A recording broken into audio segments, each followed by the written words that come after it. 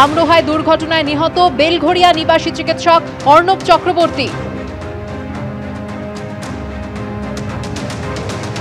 বেলঘড়িয়াতে রয়েছেন আমাদের প্রতিনিধি সুকান্ত মুখোপাধ্যায়। পশ্চিমবঙ্গের বাসিন্দা চিকিৎসকের বাড়িতে রয়েছেন তিনি। সরাসরি চলে যাব সুকান্ত, পরিবারের মানুষজন তারা কি বলছেন, কিভাবে এই দুর্ঘটনা ঘটলো সেই খবর পেয়ে তারা কি বলছেন? দেখো, পরিবার খুব স্বাভাবিকভাবে তারা ভেঙে পড়েছেন এবং ইতিমধ্যে পরিবারের তরফে কয়েকজন তারা মোরাদাবাদ পৌঁছেছেন এবং দেহ আজকে বা কালকে নিয়ে আসার কথা রয়েছে পোস্টমর্টমের পরে।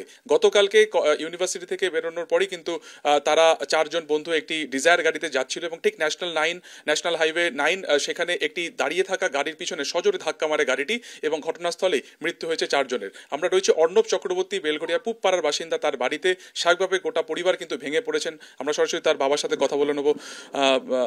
কিছু বলার নেই, তাও আপনি কি খবর শুনেছেন? আপনাদের পরিবার থেকে কয়েকজন গিয়েও ছিলেন।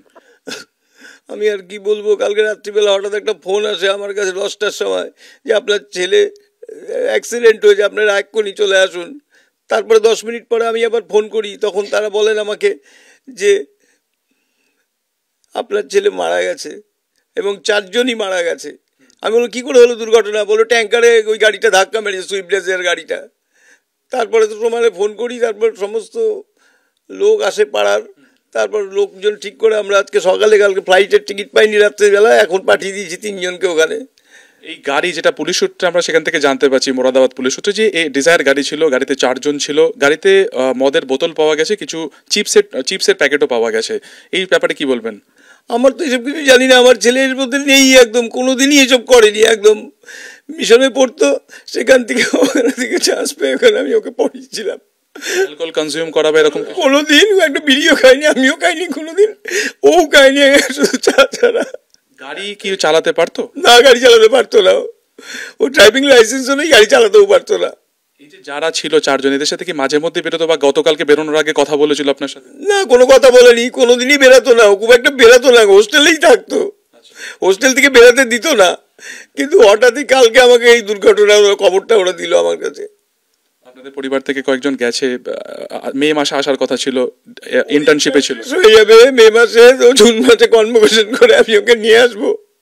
ও সমস্ত বইপত্র যার জন্য পাঠিয়ে দিচ্ছে আমার কাছে, আমি তো সেইভাবেই রেডি হয়ে গেছিলাম, আর আমার হলো না। অন্য কোনো রকম কোনো সন্দেহ? কারণ এটা দুর্ঘটনা বলা হচ্ছে পুলিশের তরফ থেকে, আপনারা কোনো কিছু সন্দেহ করছেন? দেখুন, 4 জনই মারা গেছে, সুতরাং সন্দেহ করার মতো আর কি বা থাকতে পারে? যদি জানতাম যে ও হয়তো ট্রিক্স করে কেউ ওকে ফেলে দিয়ে মেরে ফেলেছে বা কিছু, তা তো নয়। একটা গাড়িতে সবাই মারা গেছে। আমি এখন এনকোয়ারি যদি পুরো না হয়, পোস্টমর্টমের আগে আমি কি করে বলি এ কথা? পোস্টমর্টম বলুক কি হয়েছে, তারপর বলবো আপনাদেরকে সব কথা। পুলিশ কিছু বলেছে যে কিভাবে অ্যাক্সিডেন্ট হলো? কারণ দাঁড়িয়ে থাকা একটা গাড়ি ন্যাশনাল হাইওয়ের উপরে, তার পিছনে গিয়ে সজোরে ধাক্কা মারলো। ওভার স্পিড ছিল নাকি যিনি গাড়ি চালাচ্ছিলেন তিনি ইনটক্সিকেটেড ছিলেন বা নেশাগ্রস্ত ছিলেন, এসব কিছু বলেছে? না, পুলিশ কিচ্ছু বলেনি, কোনো কথা বলেনি, শুধু বলেছে চলে আসুন আপনারা, শুধু এটুকুই বলেছে আমাকে, আর কিচ্ছু বলেনি।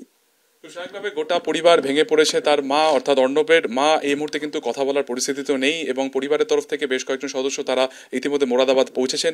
ময়নাতদন্তের পরে কিন্তু আসল কারণ জানা যাবে যে এক্স্যাক্টলি কি ঘটেছিল এবং ইতিমধ্যে মোরাদাবাদ পুলিশ তারা সিসিটিভি ফুটেজও খতিয়ে দেখছেন এবং সেখান থেকে তারা বোঝার চেষ্টা করছেন যে দুর্ঘটনার সময় বা তার ঠিক আগে কি এমন ঘটেছিল যার জেরে একটি দাঁড়িয়ে থাকা গাড়ির পিছনে অত্যন্ত দ্রুত গতিবেগে গিয়ে নিয়ন্ত্রণ হারিয়ে গাড়িটি ধাক্কা মারে। সব মিলে এই মুহূর্তে পরিবার ভেঙে পড়েছে এবং দেহ আসার অপেক্ষায় রয়েছে চক্রবর্তী পরিবার।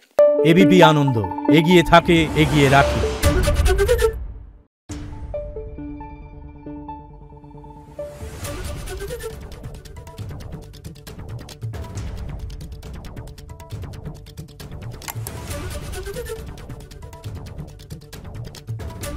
Thank you.